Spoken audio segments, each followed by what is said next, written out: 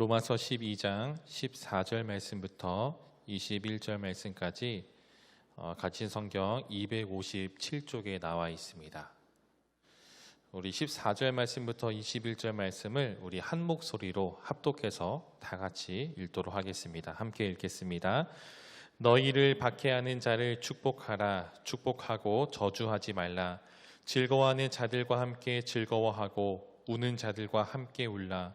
서로 마음을 같이하며 높은 데 마음을 두지 말고 도리어 낮은 데 처하며 스스로 지혜는 채 하지 말라. 아무에게도 악을 악으로 갚지 말고 모든 사람 앞에서 선한 일을 도모하라. 할 수 있거든 너희로서는 모든 사람과 더불어 화목하라. 내 사랑하는 자들아, 너희가 친히 원수를 갚지 말고 하나님의 진노하심에 맡기라. 기록되었으되 원수 갚는 것이 내게 있으니 내가 갚으리라고 주께서 말씀하시니라. 내 원수가 줄이거든 먹이고 목마르거든 마시게 하라. 그리함으로 내가 숯불을 그 머리에 쌓아 놓으리라. 악에게 지지 말고 선으로 악을 이기라. 아멘. 네, 우리 성도 여러분, 한 주간 평안하셨습니까? 지난 한 주 사실 우리의 삶이 그렇게 평안하지 않았던 것 같기도 합니다. 굉장히 어수선한 시국 속에서 또 거리두기 2단계가 또 전국적으로 또 확대되고 있는 그런 상황 속에서 그럼에도 불구하고 우리 사랑하는 성도님들의 모든 그 삶이 주님 안에서 평안한 삶이 되기를 간절히 소망합니다. 연초부터 시작된 이 코로나19가 계속해서 기승을 부리고 있습니다. 이로 인해서 우리나라뿐만 아니라 전 세계 많은 또 수많은 사람들에게 큰 영향을 미치고 있습니다. 예전처럼 우리가 여행을 가고 싶을 때 여권을 챙겨 들거나 혹은 이렇게 비행기 티켓을 끊거나 시간을 들여서 원하는 곳 아무데나 갈 수 있는 그런 상황도 아니게 되었고, 어디를 가든지 이렇게 마스크를 꼭 끼게 되는 그런 상황으로 변하게 되었습니다. 그만큼 우리의 시대가 사실 이 연초 그 작년과 비교했을 때 굉장히 많이 변화된 모습을 살펴볼 수가 있죠. 하지만 달라진 것은 우리의 어떤 일상적인 삶뿐만 아니라 우리 교회 안에서도, 한국 교회 안에서도 많은 변화가 나타나고 있습니다. 좋은 변화면 좋겠는데, 정말로 아름답고 그렇게 긍정적인 변화면 좋겠는데, 하지만 우리가 알다시피 현재 한국 교회는 큰 어려움에 빠져 있습니다. 혹시 여러분들 인터넷을 이제 좀 서칭하시다가 살펴보시다가 어떤 인터넷 커뮤니티에 올라와 있는 그런 글들을 보신 적이 있으십니까? 보통 이제 이 기독교 공동체 커뮤니티가 아니라 일반 사람들이 많이 몰려있는 커뮤니티에 가게 되면은 이런 코로나 관련된 그런 일이 어떤 이슈가 뜰 때마다 교회에 대한 안 좋은 여론들이 많이 발생하고 있는 것을 살펴보게 됩니다. 단지 인터넷뿐만 아니라 우리 주변에 혹시 교회에 다니지 않는 그런 비그리스도인이 있다면은 그들의 어떤 입술이나 그들의 생각이나 그런 것을 통해서도 예전과 좀 많이 달라졌음을 우리는 알 수 있습니다. 제가 전에 설교 시간을 통해서 한국 교회에 대한 호감도에 대해서, 그러니까 그 대표적인 세계 종교의 이 호감도에 대해서 말씀을 드렸을 때에 한국 교회에 대한 호감도가 2018년도에 9.8%라고 말씀드린 적이 있습니다. 그 조사에서 불교는 약 40%가 넘었고 천주교도 30% 후반대에 있었다라고 말씀을 드렸습니다. 불교와 천주교가 거의 80%를 달하고 있는데 교회에 대한 호감도는 9.8%밖에 되지 않았습니다. 물론 이 수치는 2018년도에 조사한 수치이고, 만약에 2020년 8월 23일 다시 조사를 한다면은 어쩌면 이 숫자는 더 낮아질지도 모릅니다. 예전에는 10명 중에 1명이 교회에 대한 호감을 가지고 있었다면은 이제는 100명 중에 1명, 어쩌면 1000명 중에 1명, 어쩌면은 더 낮은 수치가 우리가 받아볼 수 있을지도 모릅니다. 아무튼 주변을 보게 되면은 사회적으로 이 교회에 대한 인식과 또 그런 생각들이 굉장히 안 좋다라는 것을 우리는 보고 있습니다. 그리고 그런 것을 접할 때마다 굉장히 마음이 아프고 때로는 정말로 그 사실이 아닌 것에 대한 그런 거짓된 것을 볼 때마다 조금은 화가 나기도 합니다. 그런데 사실 교회가 겪는 이런 어려움은 어제 오늘만의 일은 아니었다는 것을 우리는 기억해야 됩니다. 교회사를 보게 되면은 교회를 향한 이런 어려움들은 교회가 처음 생겼던 그 시대부터 해서 끊임없이 교회를 어렵게 하고 힘들게 했다는 것을 우리는 알 수 있습니다. 교회가 처음 설립되었던 그때부터, 초대교회 시절부터 이런 고난과 또 어려움들은 교회를 끊임없이 함께 이렇게 어렵게 해왔습니다. 로마의 국교를 인정받기 전까지 교회는 정말 셀 수 없는 수많은 성도들이 경기장 안에서 짐승의 밥이 되거나 혹은 화형에 처해지거나 혹은 그런 로마 사람들의 이런 유흥을 담당하는 정말 너무도 비참한 최후를, 비참한 죽음을 그렇게 맞이하고 있었습니다. 타락한 교회로부터 다시 복음으로 돌아가고자 일어났었던 종교개혁은 유럽 전역을 전쟁으로 몰고 갔습니다. 복음으로 돌아가기 위한 움직임이었지만 그 복음으로 돌아가기 위해서 그들은 수많은 피를 흘려야만 했습니다. 초기 한국교회 역사를 보게 돼도 이러한 교회의 어려움들은 많이 있었습니다. 유교와 불교 사상이 깊숙이 자리 잡고 있었던 이 조선 땅에 새로운 종교가 들어와서 또 새로운 사상이 정말 이렇게 자리 잡기까지는 굉장히 많은 희생과 어려움이 따랐습니다. 지금도 이 양화진에 가게 되면은 외국인 선교사 묘원이 있습니다. 거기 가보면 이 땅에 들어와서 복음을 전하다가 이제 순교하거나 혹은 죽은 선교사님들의 이렇게 무덤이, 묘지가 조성되어 있습니다. 저도 예전에 몇 번 방문한 적이 있는데 처음 갔을 때에는 제가 이제 신학을 공부하면서 교회사를 배우면서 흔히 알고 있는 어떤 아펜젤러 선교사님이나 언더우드 선교사님 이렇게 유명한 선교사님들의 어떤 그런 묘지를 찾아가서 또 잠깐 기도도 하고 또 그게 어떻게 됐는지도 좀 봤던 기억이 있습니다. 그러다가 몇 번 더 방문하게 되었을 때에는 그동안 눈여겨보지 않았었던 이제 수많은 그런 묘지와 또 비석을 보게 됐었는데 조금 충격을 받았습니다.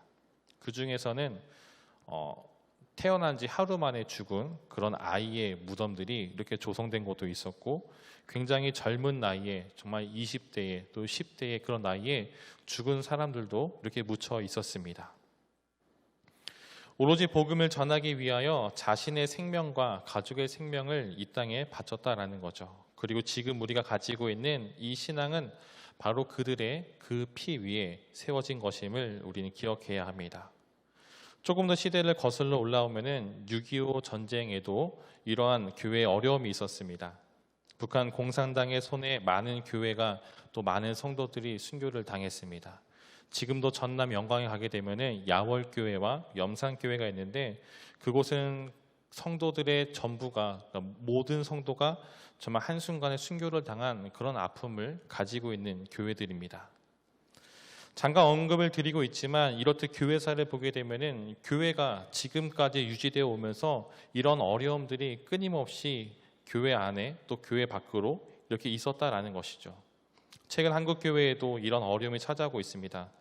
다만 이전에 겪었었던 그런 어려움과 다른 점이 있다면 이전에 어떤 겪었었던 어려움들은 복음을 지키기 위해서 신앙을 지키기 위해서였다면 최근 우리가 이 불거지고 있는 어려움들은 어쩌면 조금은 사전에 우리가 막을 수 있지 않았을까라는 그런 생각이 들기도 합니다.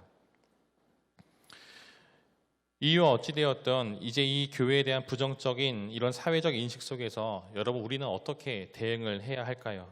물론 이 부분에 대해서 우리가 어떤 다른 목사님들의 설교도 굉장히 많이 나오고 있고 또 그런 생각들이나 글도 굉장히 많이 올라오고 있습니다.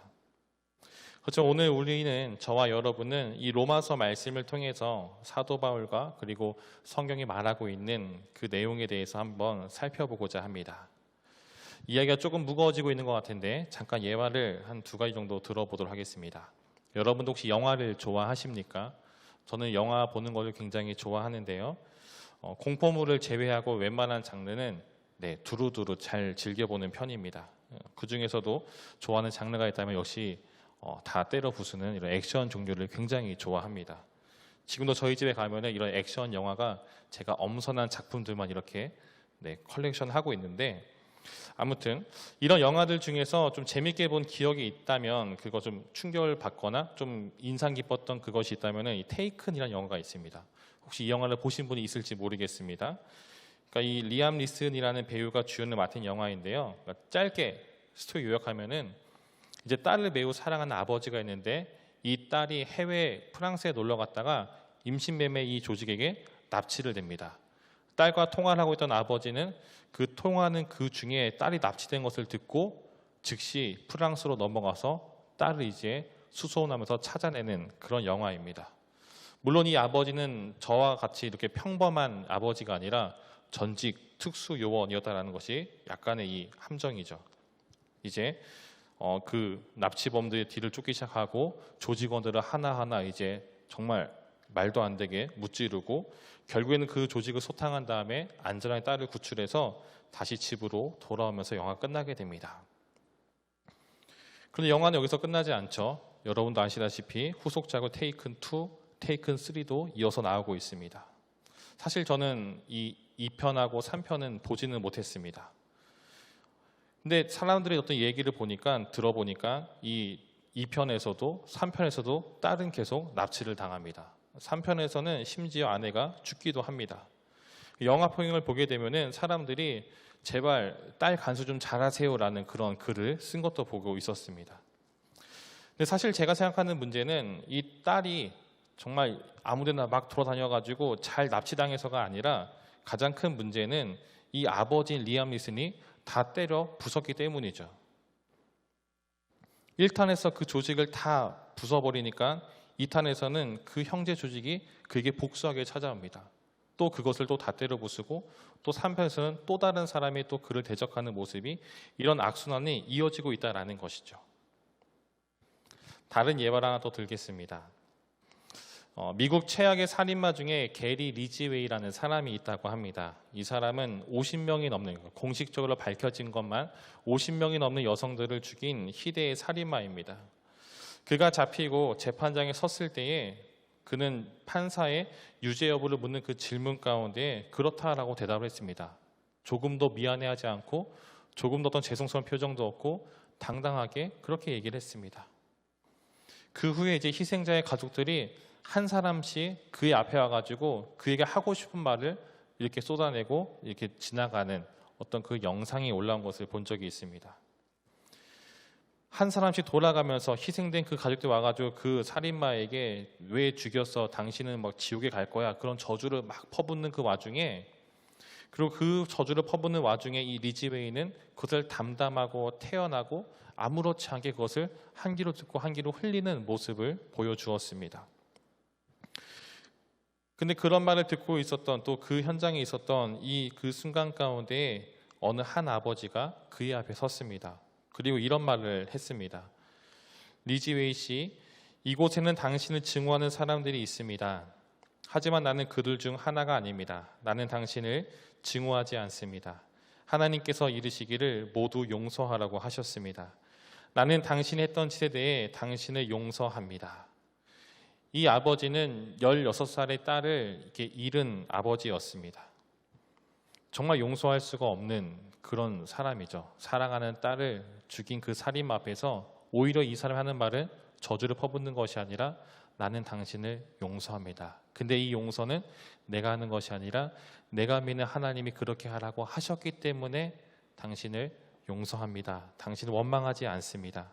증오하지 않습니다라고 이렇게 진심을 다해서 이야기했습니다. 이 아버지가 살인범을 용서한다라고 말했을 때에 정말 그 자리에서 저주의 말을 듣고도 태연하고 담담했었던 이 리지웨이가 흐느끼다가 점차 이렇게 오열하는 그런 모습을 보였습니다. 여러분, 왜 이 두 이야기를 하는 것일까요? 이 두 이야기 속에서 여러분들은 어떤 생각을 하셨습니까? 이 두 이야기에서 나오는 그 내용이 바로 오늘 우리가 이 말씀을 통해서 함께 살펴보고 고민할 그런 주제입니다. 오늘 우리가 읽은 이 본문 로마서 12장 14절부터 21절 말씀을 같이 읽었는데요. 12장의 구조는 1절부터 2절까지는 하나님과 나와의 관계에 대해서 말하고 있습니다. 또 3절부터 13절의 말씀은 교회 안에서 성도들 사이에서의 그런 관계에 대해서 말하고 있습니다. 그리고 오늘 읽은 24절 말씀부터 21절까지는 우리가 세상 속에서 비그리스도인들과 어떻게 살아가야 되는지 그 관계에 대해서 설명을 하고 있습니다. 오늘 본문에서 사도 바울이 우리 그리스도인들에게 당부하는 말이 무엇이냐면, 우리 그리스도인들이 세상 속에 살아갈 때에 믿지 않는 이 비그리스도인들과 어떻게 살아야 되냐고 말하고 있냐면 14절 말씀부터 쭉 이야기하고 있는 겁니다. 간단하게 말씀을 드리면 축복하라, 즐거워하라, 함께 울라, 마음을 같이 하라, 높은 데 마음을 두지 말라, 지혜 있는 채 하지 말라, 선한 일을 도모하라, 화목하라, 원수를 갚지 말라, 원수를 먹이라, 원수를 마시게 하라. 사도 바울이 방금 이 나열한 단어들이 바로 우리 그리스도인이 살아가야 될 이 삶의 모습이라는 것입니다. 하지만 여러분도 어떻습니까? 축복하라, 즐거워하라, 함께 울라, 이 정도는 얼마든지 우리가 할 수 있는 부분입니다. 그렇지만 화목하라, 그러니까 다른 사람도 아닌 우리를 힘들게 하는 그런 모든 사람을 지칭하여서 화목하고 원수를 갚지 말고 원수를 먹이고 원수를 마시게 하는 그런 일들, 여러분 과연 이 일들을 우리가 주님 그렇습니다, 아멘 하면서 쉽게 우리가 행동을 할 수 있겠습니까? 이대로 살아간다면 정말 죄송스러운 표현이지만 바보 소리 듣기 십상입니다. 어리석은 모습이죠. 아직 세상을 모르는 그런 철부지나 또는 어떤 낙관주의자들만이 말할 법한 이야기입니다. 요즘 같은 시대 속을 살고 있는 우리들에게 있어서 이 바울이 말한 이 가르친 대로 살아간다라는 것은 굉장히 맞지 않는 것처럼 보입니다. 결코 우리는 이렇게 살아갈 수 없다라고 여길지 모릅니다. 그렇지만 오늘 이 성경과 또 바울은 우리에게 이런 삶을 살라고 권면하고 있습니다. 이것은 단순히 사도 바울이라는 약 2000년 전에 있었던 한 인물이 하는 그런 당부가 아니고, 이 말은 오늘 이 순간을 살아가는 우리 모두에게 하나님께서 주시는 말씀이라는 것을 기억해야 합니다. 우리가 살아가는 이 시대에 굉장히 치열하죠. 또 굉장히 그렇게 바쁜 사회이고 정말 좀 더 이렇게 날이 서가는 그런 사회인 것 같습니다. 또한 마찬가지로 교회에 대한 어려움들이 극에 달해 있는 그런 시대이기도 합니다. 이런 시대 속에서 축복하고 화목하고 원수를 갚지 말고 원수를 먹이고 원수를 마시게 하라는 이 말은 굉장히 오늘을 살아가는 우리에게 힘든 모습을 요구하고 있는 것 같습니다. 여러분들 이런 삶에 대해서 어떻게 생각하고 있으십니까? 그래, 이렇게 살아가야 되지라고 여러분들 믿음으로 동의를 하고 있으십니까? 사도 바울은 세상 속에서 우리 그리스도인이 살아가는 방법에 대해 이야기하는 가장 첫머리에서 강하게 말하고 있죠. 14절 말씀 보시면은 이렇게 말하고 있습니다. 너희를 박해하는 자를 축복하라, 축복하고 저주하지 말라라고 말하고 있습니다. 우리를 힘들게 하는 존재들, 우리를 대적하는 그런 사람들에게 똑같이 우리도 저주하고 정말 그들과 싸우라는 거 말하고 있지 않습니다. 오히려 그들을 어떻게 하라 말하고 있습니까? 너희를 박해하는 자를 축복하라, 축복하라라고 말하고 있습니다. 더 나아가서 그들을 결코 저주하지 말라라고 지금 이야기하고 있습니다. 여기서 너희를 박해하는 자에서 이 박해한다라는 말의 뜻은 본래 의미는 뒤쫓아 추격하다라는 것을 이야기하고 있습니다. 즉 이것은 끈질기게 계속해서 괴롭히는 것을 의미하고 있는 겁니다. 즉 박해라는 것이 무엇이냐면은 그냥 한두 번 괴롭히고 끝나는 것이 아니라 무언가를 뒤쫓고 사냥감을 뒤쫓고 추격하는 것처럼 끈질기게 정말 이 사냥감이 잡힐 때까지 죽을 때까지 물지 않는 그런 사냥개처럼 끝까지 이 대상을 괴롭히고 쫓아가는 것을 말하고 있다는 것이죠. 즉 박해가 무엇입니까? 한두 번 우리를 괴롭히고 많은 그런 게 아니라 우리가 정말 지쳐 쓰러져 넘어질 때까지 정말 끊임없이 우리를 괴롭히는 것이 바로 박해라는 것이죠. 그런데 오늘 바울과 성경이 말하는 것은 무엇입니까? 이렇게 우리를 끈질기게 정말 끊임없이 괴롭히는 그 존재들에 대해서 축복하라, 저주하지 말라라고 지금 말하고 있는 것입니다. 한두 번 괴롭히는 것이라면은 그래 그럴 수 있지라고 넘어갈 수 있을지도 모릅니다. 그래 한 3번까지는 참을 수 있어라고 여기면서 넘어갈 수 있을지도 모릅니다. 조금만 참자라고 여길 수도 모릅니다. 하지만 박해는 무엇입니까? 그 정도의 수준이 아니라는 것이죠. 그리고 성경은 그들을 축복하라라고 말하고 있습니다. 사도 바울이 살아가던 이 시대에도 이미 이 교회에 대한 그리스도인들에 대한 이 핍박이, 이 박해가 점점 심해지고 있었던 시기입니다. 이미 사도 바울 자체가 복음을 받기 전에 이 그리스도인들을 박해하는 그런 가장 대표적인 사람이지 않았습니까? 점차 핍박이, 박해가 심해지고 있는 그때에 바울은 그들을 축복하라라고 말하고 있습니다. 또한 15절 말씀에 보니까 즐거워하는 자들과 함께 즐거워하고 우는 자들과 함께 울라라고 말하고 있죠. 여기 나온 이 즐거워하는 자들 또는 우는 자들은 단순히 우리가 교회에서 만나는 성도들만 말하는 것은 아닙니다. 혹은 교회에 다니지 않지만 나와 친한 어떤 교회에 대해서 우호적인 생각을 가지고 있는 그런 사람들 말하는 것도 아닙니다. 여기 말하는 이 즐거워하는 자들, 우는 자들 안에는 그런 우리와 친한 사람들뿐만 아니라 우리를 박해하는 그 모든 사람들이 담겨 있다는 것을 우리는 기억해야 합니다. 더 나아가서 사도 바울은 이들과 마음을 같이 하라라고 말하고 있죠. 그들의 고통에 대해서 즐거워해라, 정말 그들의 고통에 대해서 정말 기뻐해라, 감사해라라고 지금 말하고 있지 않습니다. 그리고 그들의 고통에 방관하라라고도 말하고 있지 않습니다. 그들이 즐거워할 때 함께 즐거워하고 그들이 울 때 같이 우는, 즉 마음을 그들과 함께 하라라고 말하고 있습니다. 사실 이 정도까지만 이야기해도 굉장히 조금 차고 넘칠 것 같은데 바울은 더 나아갑니다. 더 어려운 일을 요구하는데 19절 말씀 보니까 어떻게 말하고 있습니까? 원수를 갚지 말라.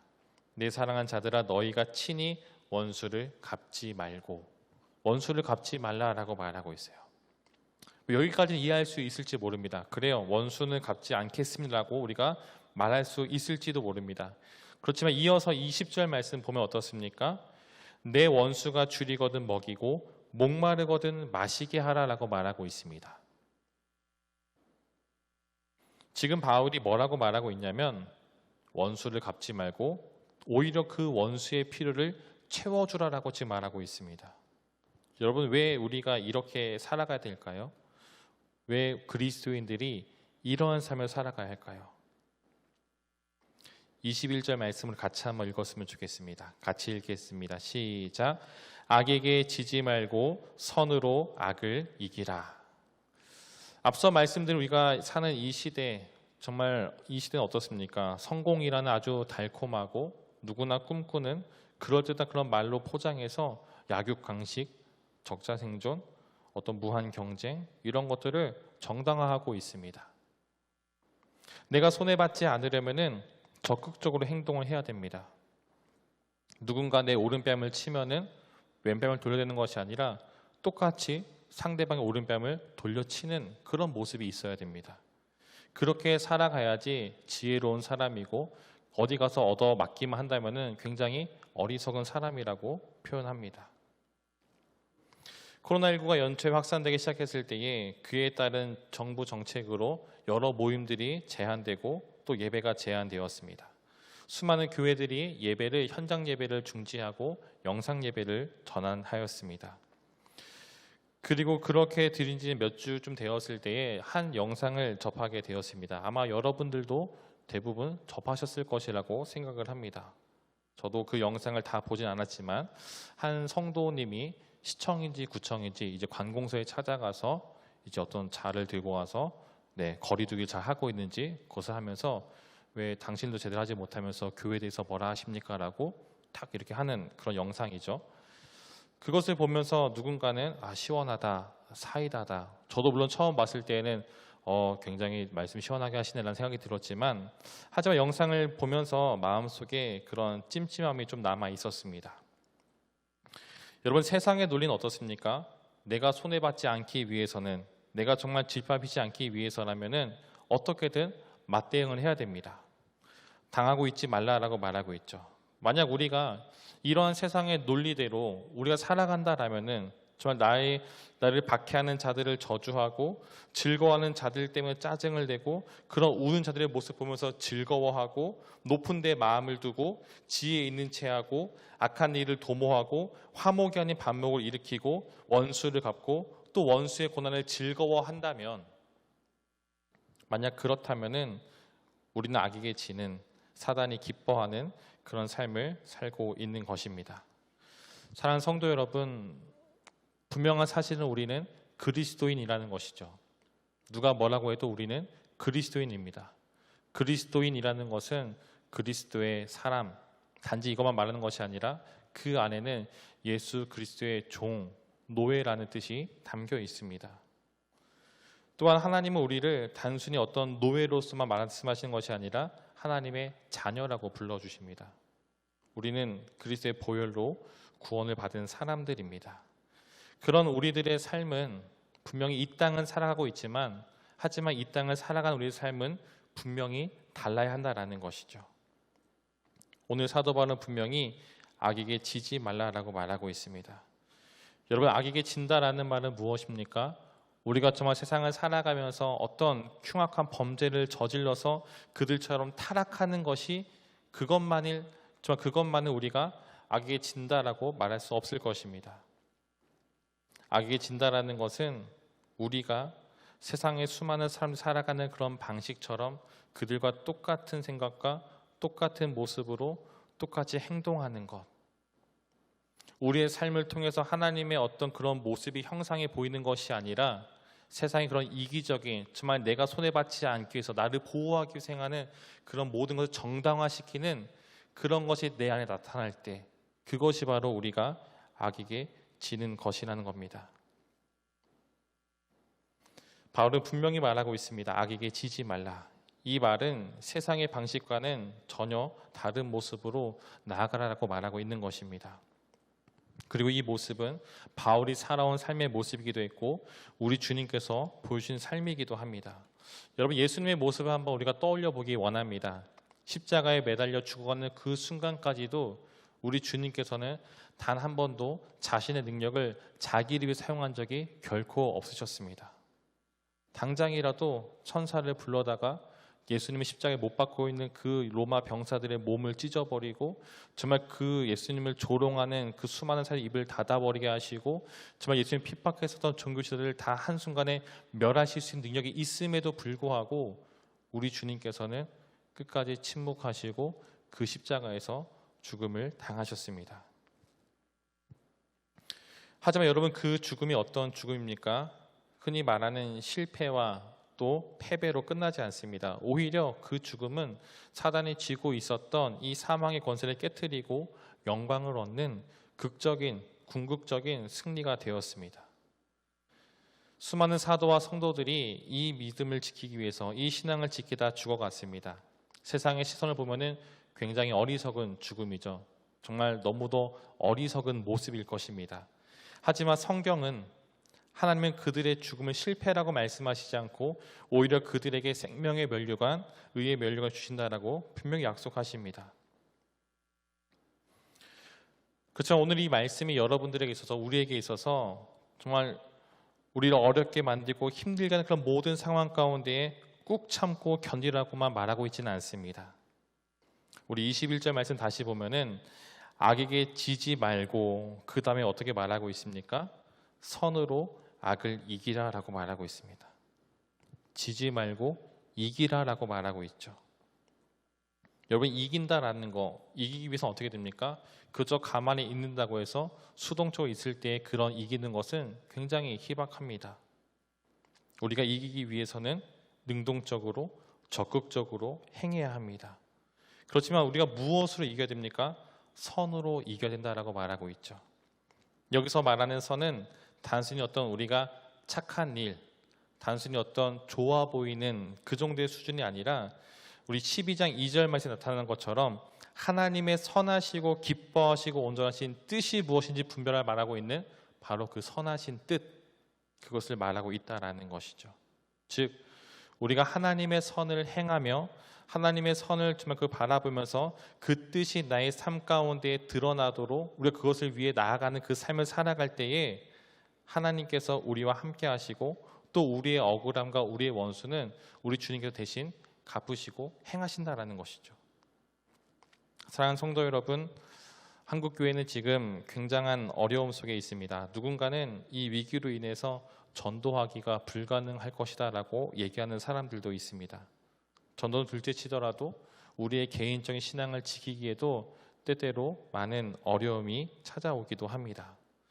그렇지만 시대가 어둡고 우리에게 어려움이 찾아왔다고 하여도 우리 또한 세상과 똑같은 방식으로 그들과 맞서고 그들에게 나아가는 것이 아니라 도리어 그 상황 속에서 우리는 선한 일을 도모하고 정말 하나님께 주신 이 마음을 가지고 선한 모습으로 그들과 또 세상과 함께 나아가므로 정말 그 선으로 이기는 모습이 있기를 소망합니다.